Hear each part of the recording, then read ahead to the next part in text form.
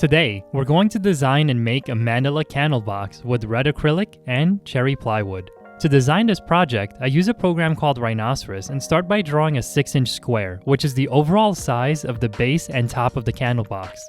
Using the text tool, I labeled these so that I could keep my file clean and organized.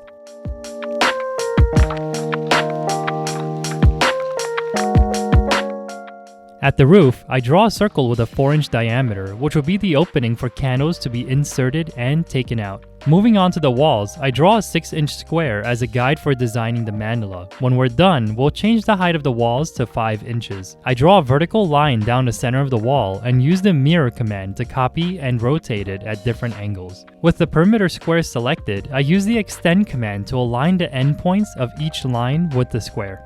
Now, I just need to offset the lines to help me stay organized and guide the design of the mandala. We can keep either of these offsets and cut the mandala into these segments, or we could delete these lines and create a mandala without the separations. I'll show you what that looks like later for this project. With 4 of the lines selected, I use the divide command and type 40 to create evenly spaced points along the lines. This will help us snap our mouse cursor to each point as we design the mandala. Now, I draw a few lines to connect some of the points. We can change these later, but this helps us get a rough sketch of a possible mandala pattern. After selecting the lines, I use the block command to create separate groupings for these lines. I'll show you why this is important in the next step. Once the block is complete, I select it and mirror it from the center point of the wall so that it falls into each of the segments.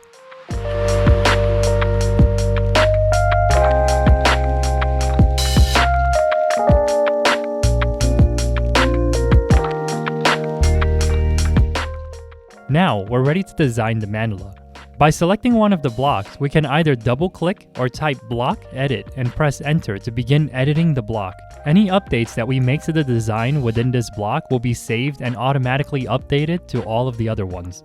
With that in mind, we just need to experiment with different shapes to create a mandala pattern that we want to use for this candle box. For this project, I was exploring curved shapes instead of ones with straight edges, so I took my time experimenting with different curves. When I was finished with each iteration, I clicked OK and looked at the updated mandala. Once the overall pattern was complete, I decided to offset the lines to give them an 1/8-inch thickness. I'll be using clear red acrylic for the mandala, so I wanted to make sure that the thickness would be strong enough to avoid breaking the acrylic. Once the lines were offset, I selected all of them within the block and used the extend command to connect the open curves and the trim command to clean up the overlapping ones. Originally, I planned to make this layered mandala candle box where there would be 3 layers that came together to create a visually dynamic product. However, I decided to go with 1 mandala layer on the inside and an offset outline on the outside layer. When I was satisfied with the patterns, I decided to remove the bisecting line at each segment. To do this, I drew a line at each angle like I originally did at the beginning of the project, but this time, I created it within the block so that I could select them.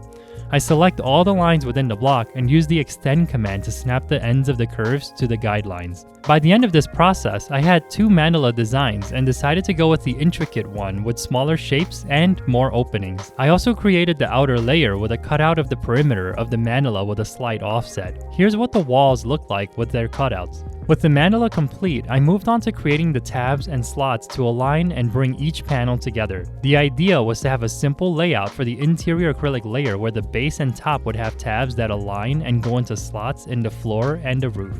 The outer walls would have tabs and slots at their sides to allow them to come together. Then, there would be tabs at the top and bottom where they'll be aligned and pressed into slots in the floor and top of the candle box. Just like all of my other projects, the last step was to create a 3D model of the candle box to double check my design and all of the alignments. To do this, I use the extrude command and type in the thickness of the material that I'll be using.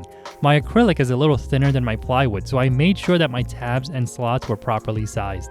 Then, I select the walls and go into a side view to rotate them 90 degrees so that they're upright in the perspective view. Using the move command, I grab one of the inside corners of the tab and find a slot in the floor where the piece should be installed.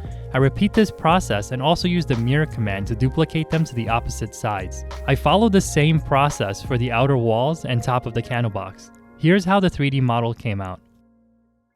When the design was complete, I applied paper masking tape to 1/8-inch cherry plywood to protect it from dirt and debris during the laser cutting process.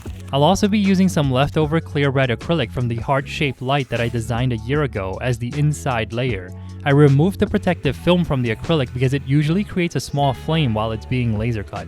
This is the first layered candle box that I've ever made, and I'm excited to see how it comes out. The best part about designing products like this one is that the overall panels are complete and the patterns or shapes being cut out are easy to change to something new and unique.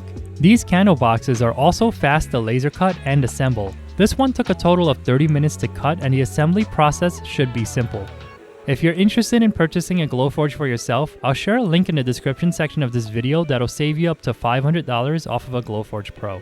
When the pieces were cut, I took them out of my Glowforge and placed them on my work table. I removed the paper masking tape from all of the pieces to reveal the beautiful cherry plywood.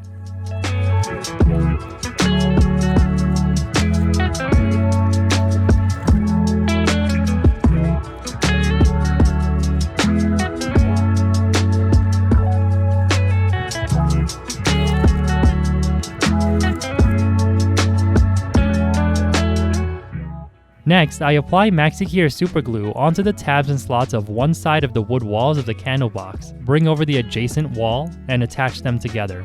I repeat this step with all of the walls until I have the entire perimeter assembled.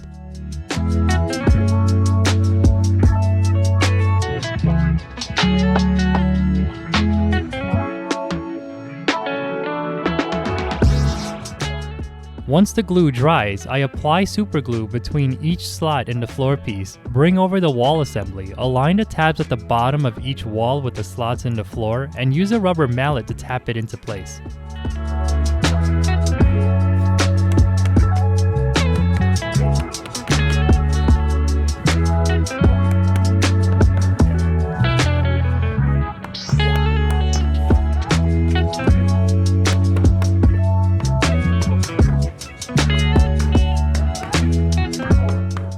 Then, I bring over the interior layer of red acrylic panels, align the tabs with the slots in the floor, and press it into place.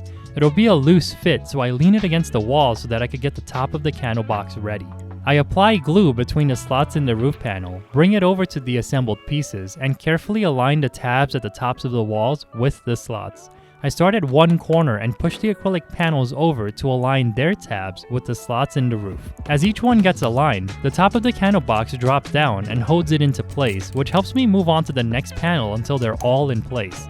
I go around with my rubber mallet and tap the roof to ensure it's a tight fit with the walls. With the assembly complete, the last step is to turn on the LED tea light candle and place it inside the mandala candle box. And this is how the candle box turned out. The layered walls create a beautiful visual effect where the red acrylic looks like a screen around an internal courtyard of a house. It resembles a decorative window looking out into an amazing view, which in this case is the candle at the center. If you enjoyed this video, check out this playlist of my other wood crafts and consider subscribing. I'll see you again next week.